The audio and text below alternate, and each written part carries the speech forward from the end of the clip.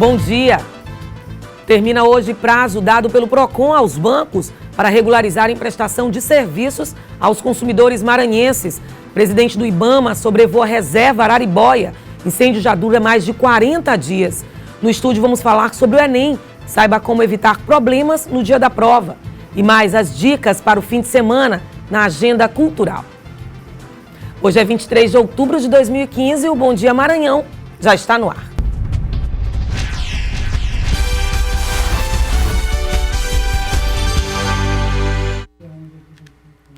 E a gente abre a edição de hoje falando do Exame Nacional do Ensino Médio, o Enem. Falta apenas um dia para o maior vestibular de todo o Brasil. E as dúvidas, principalmente sobre a redação, ainda são grandes. A rotina de estudos do ANIS tem sido intensa.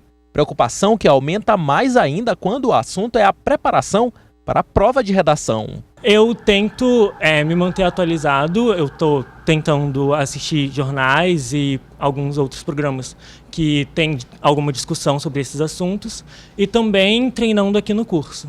Toda essa dedicação em torno da redação é justificável. Na última edição do Exame Nacional do Ensino Médio, mais de 500 mil redações foram zeradas. Candidatos que, em muitos casos, fugiram do tema. O primeiro motivo é a questão da atualização, da leitura, que o candidato ele precisa ler. E quando ele se vê de frente de um tema inesperado, ele sente certa dificuldade. Em função de quê? A ausência de leitura. Saber contextualizar, mas também estar atualizado, acompanhar os noticiários e estar por dentro dos fatos de nosso cotidiano são imprescindíveis para que, no final das contas, o candidato tenha um excelente desempenho na prova de redação. Você está antenado com as coisas, ver os tipos de propaganda que estavam acontecendo foram essenciais para poder ter um bom desempenho na argumentação. Então, continuar conectado, com certeza eu tenho certeza que vai ajudar a gente nessa próxima temática. Às vésperas do exame que será aplicado neste sábado e domingo, não adianta se desesperar. O ideal nessa reta final é manter a calma e controlar a ansiedade. Adivinhar o tema da prova em 2015 é praticamente impossível. Afinal, são inúmeras as opções, mas atendendo a um pedido meu, o professor arrisca alguns palpites.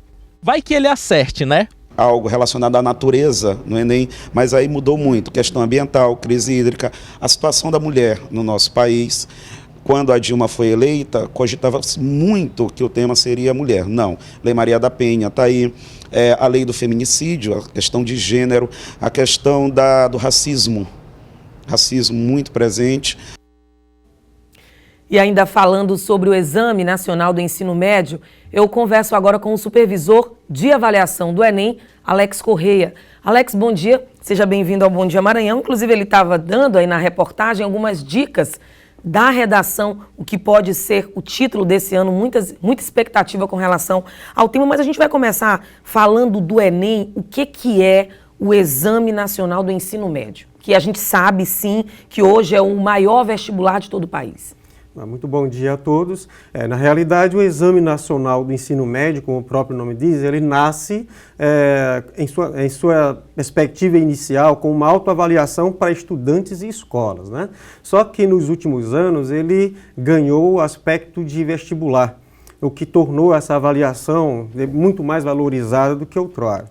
Então, essa avaliação ela passou a ser a principal referência para estudantes que querem ingressar no ensino superior e, por isso, essa busca cada vez maior de número de pessoas que querem se inscrever para acessar esse ensino superior.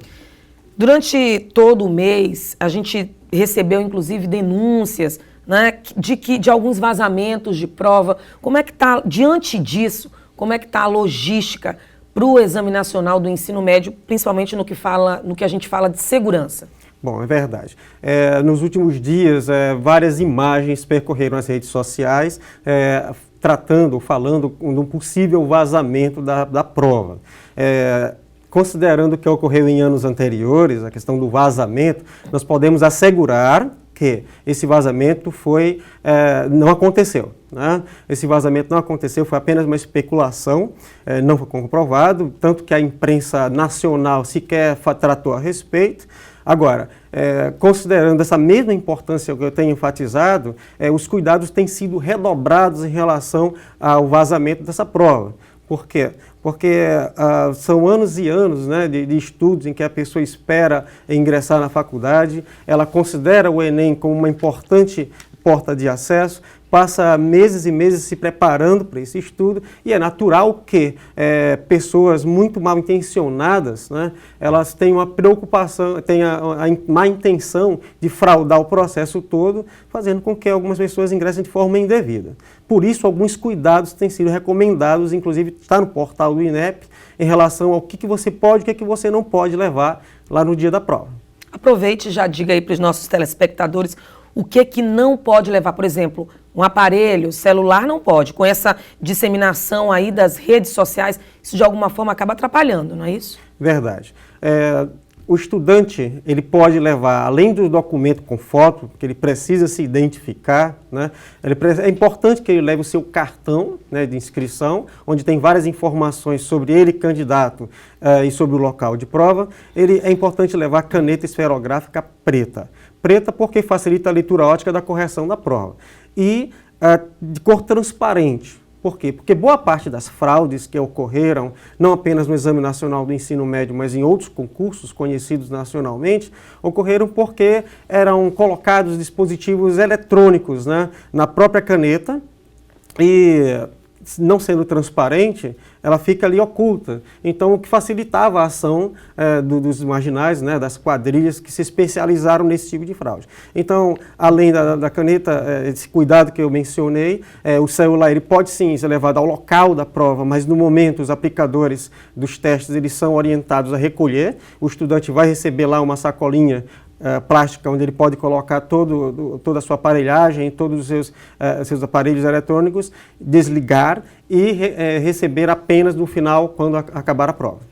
Endereço da prova também é outro ponto muito reclamado. Às vezes o estudante, na pressa, não sei, eu creio que seja por conta da pressa, acaba não vendo o local onde vai fazer a prova e deixa para fazer isso na véspera ou até mesmo no dia. E aí não consegue encontrar. Isso também acaba dificultando, né? Muitas pessoas, inclusive, perdem, não conseguem fazer a prova por conta disso. Aquela cultura brasileira de deixar para a última hora. Bom, é importante informar que o Maranhão, no ano de 2014, 19% dos estudantes que se inscreveram não fizeram a prova, né? E isso é de lamentar porque boa parte desses casos se deve a essa falta de cuidado, né? Primeiro, de deixar para a última hora, e mesmo os que deixam para a última hora e conseguem ainda acessar devidamente seu local de prova, tem problemas de localizar, não tomar os devidos cuidados relacionados a, primeiro, saber onde é o local da prova. Segundo, o cuidado de acessar esse local, saber o percurso.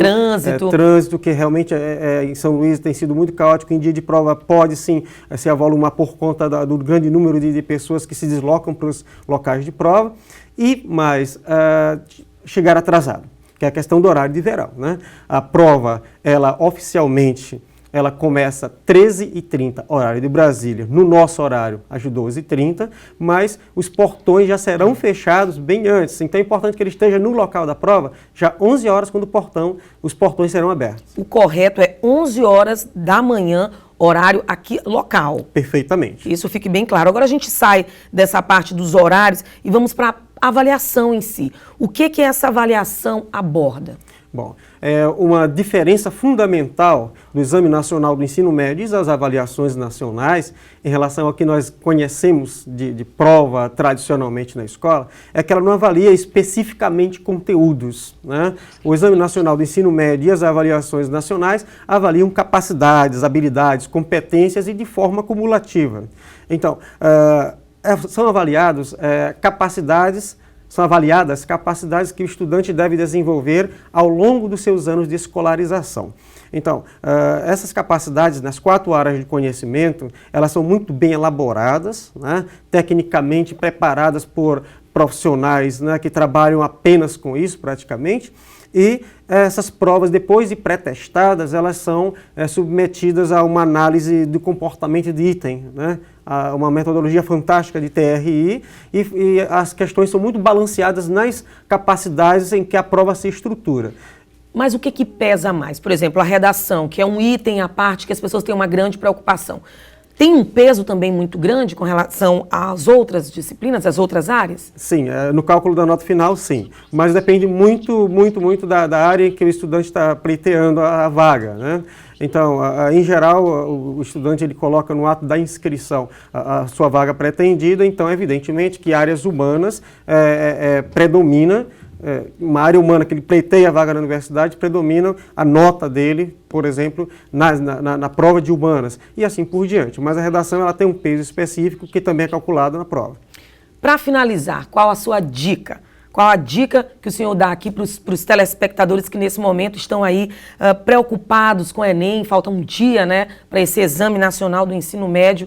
A dica principal, o que o aluno, o que o estudante deve fazer nesses momentos finais aí? Bom, nesses momentos finais, acima de tudo, cautela. Acho que a cautela é fundamental. Eu me dirijo especialmente aos estudantes que se debruçaram nos últimos meses num preparo exaustivo, né, para a participação na prova. Esses estudantes, eles com certeza se prepararam em cursinhos ou nas próprias escolas que têm atividades assim, preparando para avaliação. Pensar que muito do que já foi feito é quase impossível você agora, na reta final, conseguir mais alguma coisa. Mas o mais importante é manter a tranquilidade, tá? Tentar dormir bem nessa última noite que resta, tá certo? E, claro, os cuidados que mencionei relacionados à logística de aquisição do cartão de inscrição e chegada ao local de prova no horário certo. Chegar cedo, isso é importante também, 11 horas da manhã. Eu conversei com o Alex Correia, que é supervisor de avaliação do Enem. Muito obrigada pelas informações. Sucesso aí nesse Exame Nacional do Ensino Médio. Obrigado, eu que agradeço. E a seguir, o presidente do IBAMA sobrevoa a reserva Araribóia. Incêndio no local já dura mais de 40 dias. Agora são 7h44 e eu volto já.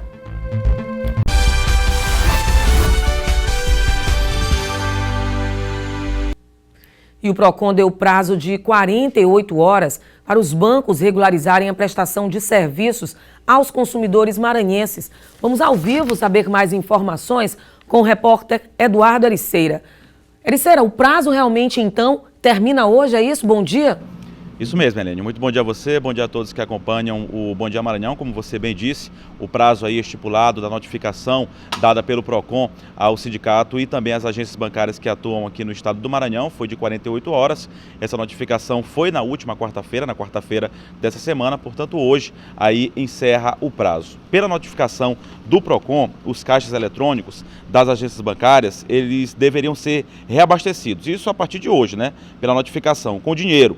E ainda pela notificação que não sejam adotadas práticas de diferenciação de atendimento entre os clientes. O PROCON determinou ainda que seja extinta qualquer cobrança de multa ou juros aos consumidores durante o período de greve bancária. Está muito prejudicado, Helene, quem, por exemplo, precisa pagar um boleto acima de R$1.000, precisa ir na boca do caixa, né? Resolver algum problema também com a gerência de determinada agência. Por conta da greve, esses serviços não estão sendo ofertados. Para hoje está prevista uma nova reunião às 9h30 da manhã entre bancários e empresários. Em outra rodada de negociação, ainda essa semana, foi oferecido aí um reajuste de 8,75%, mas a categoria pede 16%. A greve dos bancários hoje completa 18 dias, lembrando que essa notificação do PROCON foi dada aí a todos os bancos que são instalados aqui no estado do Maranhão e também ao Sindicato dos Bancários aqui do estado. Voltamos com você, Eliane. E o consumidor está extremamente prejudicado por conta dessa greve aí dos bancos. Obrigada pela informação, viu, Eduardo? Bom dia, uma ótima sexta-feira para você. E economia, a gente continua falando, a Bovespa teve alta de 1,59% aos 47.772 pontos. No mercado de câmbio, o dólar comercial teve queda de 0,9% e vale R$ 3,90. O peso argentino teve queda de 0,82% e vale 41 centavos. O euro também teve queda de 2,83%, cotado a R$ 4,34. E a presidente do IBAMA sobrevoou a área atingida pelas queimadas na reserva Araribóia, no sul do estado. O incêndio no interior da reserva, que abriga os índios ao Aguajá, já dura mais de 40 dias. O aeroporto da Imperatriz é a principal base da operação. 6 helicópteros e 2 aviões agrícolas estão sendo utilizados na luta contra o incêndio que está destruindo grande parte da floresta amazônica no município de Amarante, a 110 quilômetros da Imperatriz, na região sudoeste do Maranhão. A área mais atingida é a reserva Araribóia, onde vivem cerca de 8 mil índios da etnia Guajajara. Quase metade da reserva já foi destruída pelo fogo. O fogo veio, acabou com a mata, acabou com as caças que tem. A presidente do IBAMA, Marilene Ramos, visitou a região atingida pelo fogo. Nós também, por outro lado, estamos fortalecendo as nossas equipes de fiscalização aqui, porque está declarada guerra aos madeireiros, a esses criminosos que estão colocando fogo na floresta. 253 pessoas do Centro Nacional de Prevenção e Combate aos Incêndios Florestais, Prédio Fogo, além do Exército e Corpo de Bombeiros, trabalham no combate ao incêndio. 20 índios de uma reserva do estado do Tocantins também ajudam no combate às chamas. A grande preocupação agora é com a possibilidade de o fogo atingir a área onde vivem os índios da tribo primitiva ao Aguajá. Essa tribo está em extinção. Aqui eles vivem na terra indígena Araribóia, de 480 mil hectares. O que nos preocupa hoje, não só a destruição da mata, mas a destruição de vidas, porque os Aguajá estão com a sua sobrevivência comprometida. Confira agora como fica a previsão do tempo na capital e no interior do estado. As temperaturas seguem elevadas e a umidade relativa do ar baixa. Apenas no centro-sul do Maranhão ocorrem pancadas isoladas de chuva. Vamos ao mapa. Em Itapé-Curumirim, Bacabal e Barreirinhas, a máxima é de 35 graus. Em Barra do Corda, Imperatriz, a máxima é de 37. Em Caxias, Barão de Grajaú, a máxima é de 39. E em São Luís, os termômetros oscilam entre 24 e 34 graus. E a seguir, torcedores denunciam cobrança abusiva de ingressos para o jogo entre Sampaio e Paysandu no Castelão. E ainda tem as dicas para o fim de semana na Agenda Cultural. 7h52, eu volto já.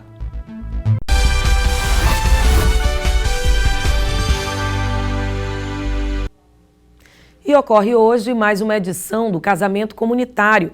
Desta vez, cerca de 1.400 casais vão participar de uma grande celebração que será realizada no Centro de Convenções da UFMA, Campus do Bacanga, em São Luís. Implantado em 1999, o projeto visa formalizar gratuitamente a união de casais em todo o estado. Desde a sua criação, já são mais de 80 mil uniões oficializadas.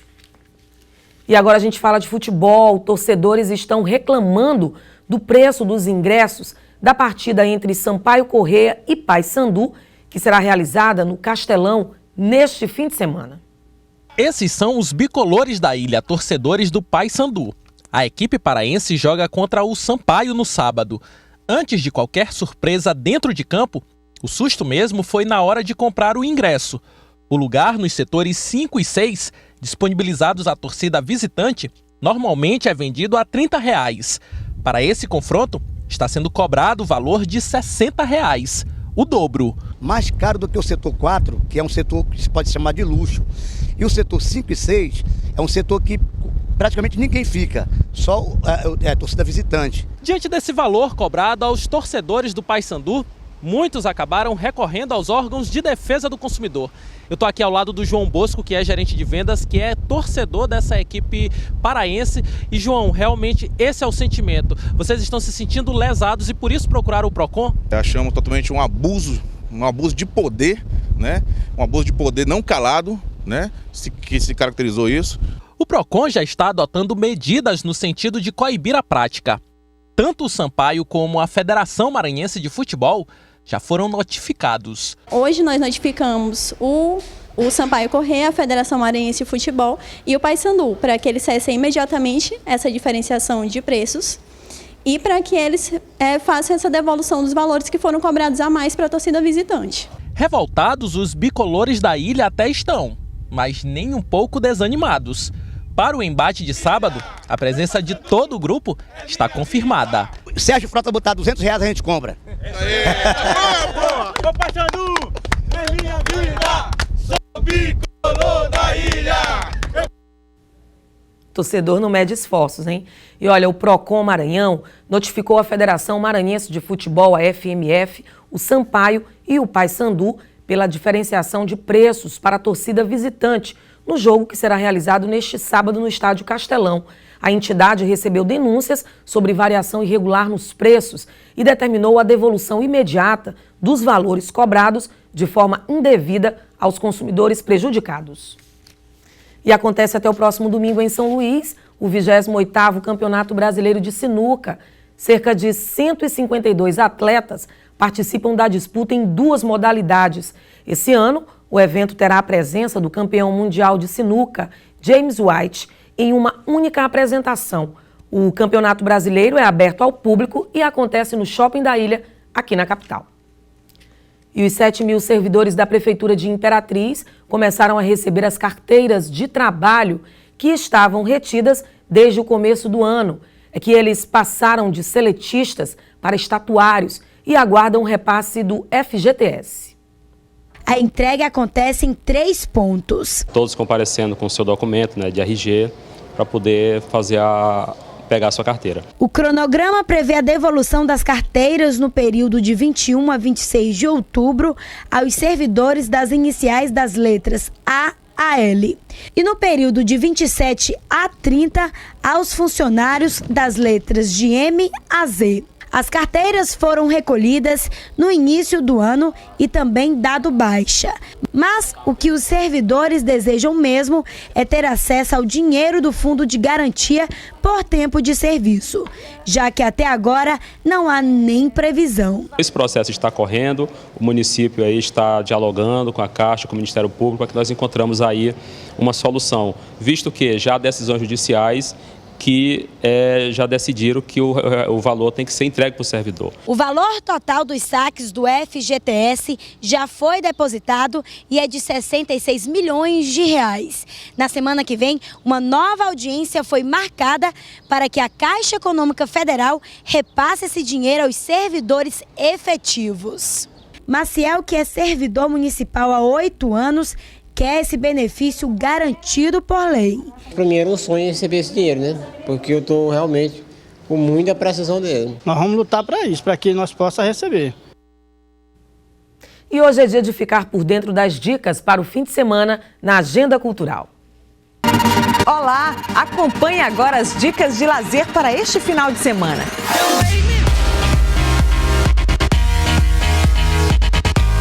Nos cinemas, a pedida é o filme A Colina Escarlate. Quando o coração dela é roubado por um estranho sedutor, uma jovem mulher é arrastada para uma casa no topo de uma montanha de barro vermelho sangue.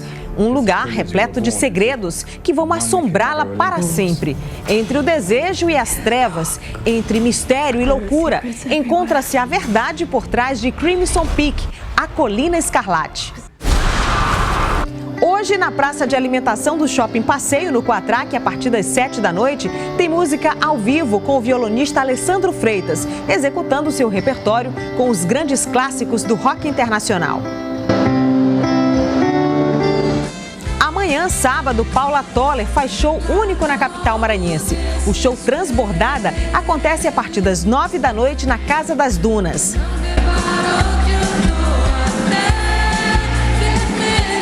Também no sábado, no Mandamentos Hall, a partir das 10 da noite, tem show com uma das maiores bandas de forró do país, Mastruz com Leite, relembrando grandes sucessos.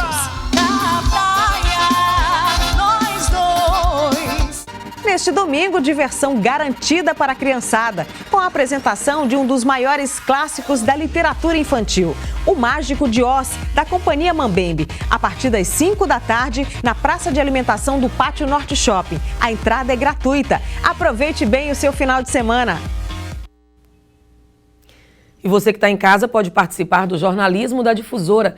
Comente nossas reportagens, mande suas sugestões e críticas, faça vídeos, fotos ou áudios e envie tudo para o nosso WhatsApp, que é o 99203-9439. Use também o Instagram, @DifusoraTV. E o Bom Dia Maranhão termina agora. Outras notícias no portal idifusora.com. Uma ótima sexta-feira para você, um ótimo fim de semana e a gente se encontra na segunda-feira. Até lá!